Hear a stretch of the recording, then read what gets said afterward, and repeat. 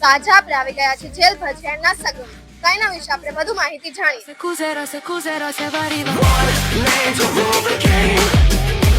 અહીંયા ભજીયા સાથે સાથે પેપર ઢોસા, મસાલા ઢોસા, મૈસૂર મસાલા ઢોસા, મસાલા ફ્રાય, ઉત્તપમ, ગાર્લિક ઢોસા, દાલ વડા, મેદુ વડા, ઇડલી, સ્ટીમ ઢોકળા તેમજ ભજીયા અને છાશ પણ મળે છે।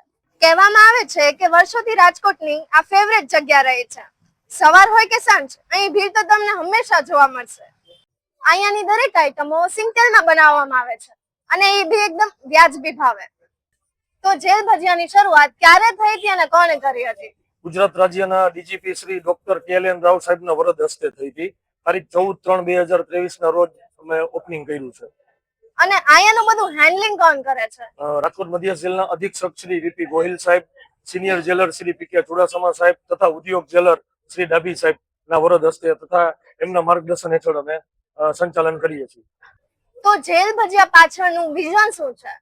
જેલ ભજીયા પાછળનું રીઝન એ છે કે અમારે પાકા કામના બંદીવાન ભાઈઓને એક સમાજની અંદર સુધરવાની તક, મોકો અને એક સારું એવું ઉદાહરણ અને એમને નવી જિંદગી શરૂઆત કરવા માટેનું એક આ ઉત્તમ ઉદાહરણ છે। એના માટેના અમે આ પ્રયાસો કર્યા છે। Thank you so much. Welcome.